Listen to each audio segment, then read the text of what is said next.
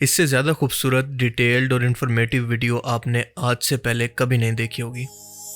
آئیں آج آپ کو آج سے 1400 سال پہلے کے زمانے کے اندر ویژول ٹیکنالوجی اور آرٹیفیشل انٹیلیجنس کی مدد سے واپس لیے چلتے ہیں اور آپ کو دکھاتے ہیں کہ رسول اللہ صلی اللہ علیہ وسلم کا گھر، آپ کا محلہ اور وہ گلیاں کیسی تھی جہاں سے آپ گزرا کرتے تھے۔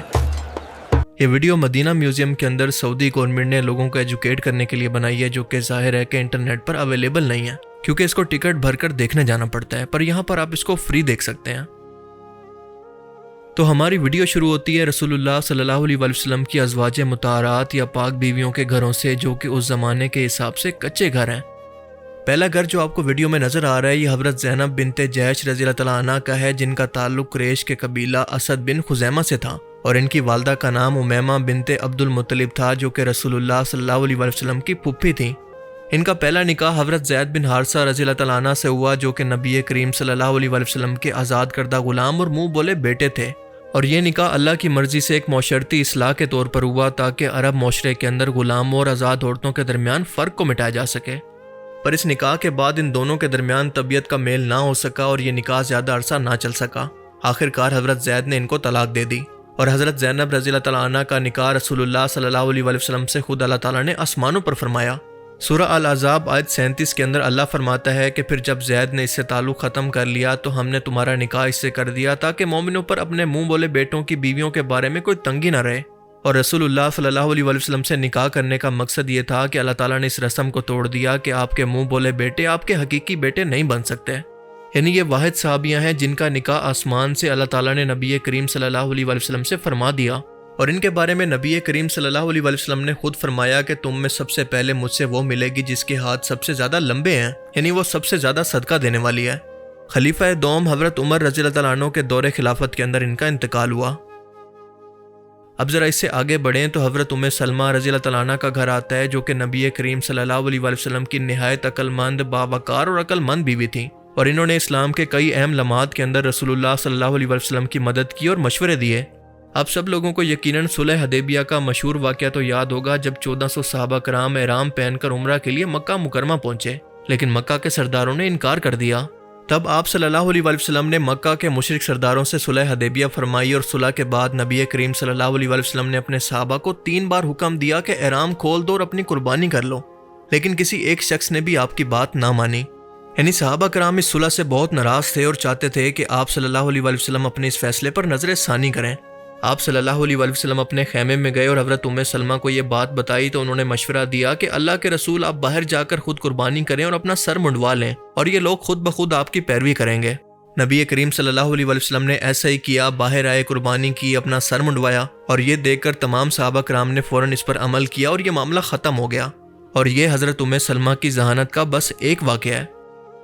ان کا تعلق بنو مخزوم قبیلے سے تھا، یعنی بہت ہی اونچا عرب کے اندر ان کا سٹیٹس تھا، اور بہت ساری احادیث روایات خاص طور پر ان کی طرف سے بیان کی گئی ہیں، خاص طور پر خواتین کے مسائل سے متعلق۔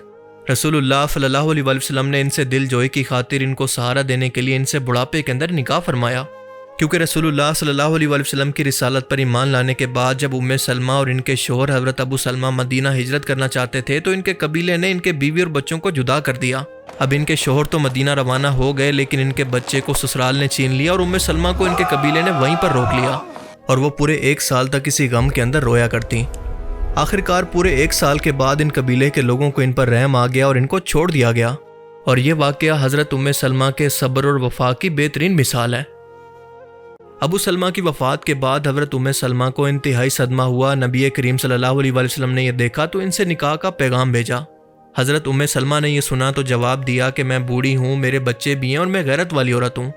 نبی کریم صلی اللہ علیہ وسلم نے فرمایا کہ اللہ تمہارے بچوں کا ولی ہوگا، تمہاری غیرت کو دور کرے گا اور تمہاری عمر کے اندر برکت دے گا، اور اس طرح سے وہ امہات المومنین بن گئی۔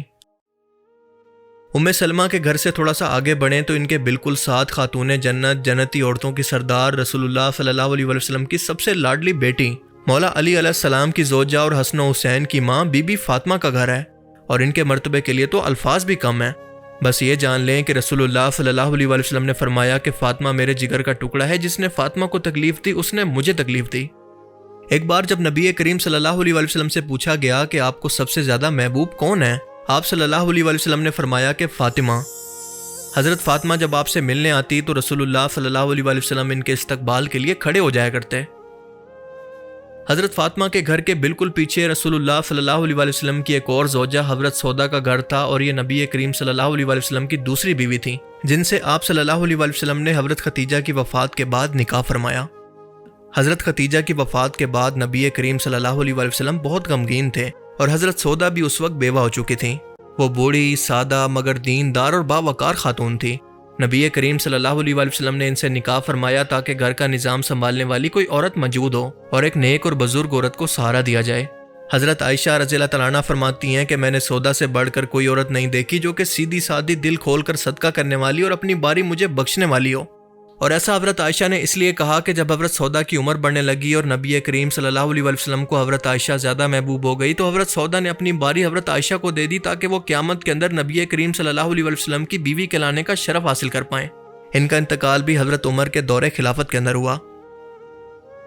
حضرت عائشہ نے 2210 سے بھی زیادہ احادیث روایت کی، اور صحابہ کرام ایون کے بڑے بڑے فقہا بھی ان سے علم سیکھنے آیا کرتے۔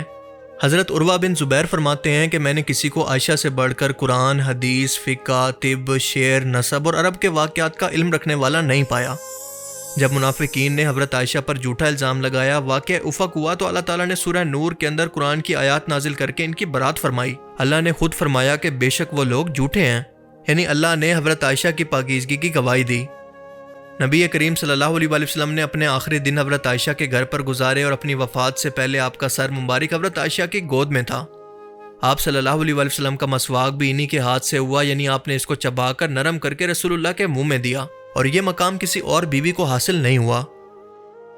حضرت عائشہ کے ساتھ ہی برابر کے اندر حضرت حفصہ کا گھر تھا، جو کہ دوسرے خلیفہ حضرت عمر بن خطاب کی بیٹی تھیں۔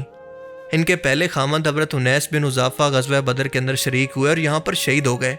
حضرت حفصہ رضی اللہ تعالیٰ عنہ پڑھی لکھی اور لکھنے والی خواتین کے اندر شامل تھی، اور قرآن کو محفوظ کرنے والی حافظات میں سے بھی تھیں۔ انہوں نے قرآن کریم کی ایک تحریری کاپی کو اپنے حجرے کے اندر محفوظ رکھا۔ نبی کریم صلی اللہ علیہ وسلم کی وفات کے بعد قرآن کے جمع کیے گئے نسخے کو حضرت حفصہ کے پاس رکھا گیا تھا، اور اس طرح سے ان کا حجرہ قرآن کریم کے تحفظ کا پہلا سرکاری کتب خانہ بھی بن گیا۔ اب بڑھتے ہیں حضرت عائشہ کے حجرے کی طرف، جس کا 360 ویو آپ دیکھ سکتے ہیں۔ 5 بائی 6 میٹر لمبائی چوڑائی اور 2.5 میٹر اونچا، جس کے اندر آپ صلی اللہ علیہ وسلم کے آرام کے لیے بستر موجود تھا، ایک پانی کا مشکیزہ، ایک چراغ اور کچھ معمولی سامان تھا۔ یہی وہ مقام ہے جہاں پر نبی کریم صلی اللہ علیہ وسلم نے اپنی زندگی کے آخری دن گزارے، اور یہیں پر آپ کی وفات ہوئی، اور آج بھی آپ وہیں پر دفن ہیں۔ آج روضہ رسول اسی جگہ کے اوپر موجود ہے، کیونکہ انبیاء کرام کو وہیں پر دفن کیا جاتا ہے جہاں پر ان کا انتقال ہوتا ہے۔ حضرت عائشہ کے گھر کا مین دروازہ کھجور اور بانس سے بنا ہوا تھا، جبکہ گھر کچی مٹی اور پتھروں سے بنا ہوا تھا، اور اس کی چھت کھجور کی شاخوں، اون اور چمڑے سے ڈھکی ہوئی تھی، اور بارش کے اندر یہاں سے پانی ٹپکنے لگتا۔ حضرت عائشہ کے گھر سے جڑا ہوا ایک دروازہ مسجد نبوی کا دروازہ بھی تھا، اور یہ دروازہ جو آپ دیکھ رہے ہیں یہ وہی دروازہ ہے جو مسجد نبوی اور گھر میں آنے جانے کے لیے استعمال ہوتا۔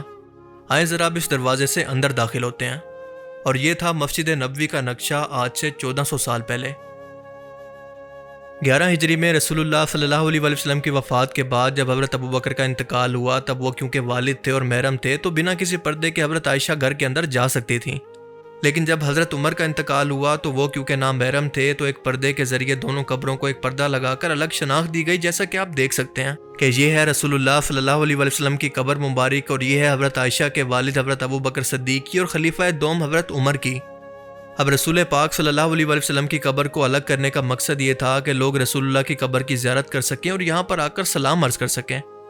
اور آپ کو بتاتا چلوں کہ اسی حجرے کے اندر ایک چوتھی قبر کی جگہ بھی موجود ہے، جو کہ حضرت عیسیٰ علیہ السلام کے لیے مخصوص ہے کہ جب وہ واپس آئیں گے تو اسی جگہ پر دفن ہوں گے۔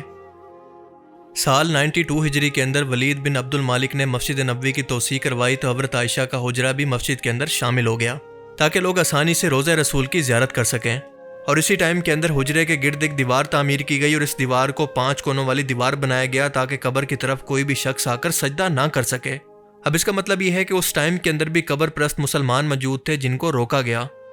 اب اس کے بعد کئی صدیوں تک آنے والے بادشاہوں نے قبر مبارک کو محفوظ رکھنے کے لیے متعدد دیواریں بنائی، پردے لگائے، لکڑی اور پتھر کی دیواریں تعمیر کروائی، جس کا مقصد یہ تھا کہ لوگوں کو کسی بھی طرح کی شرکی ایکٹیویٹیز سے روکا جائے، ان قبروں کی شناخت باقی رہے اور لوگ قبروں کو معبود نہ بنا لیں،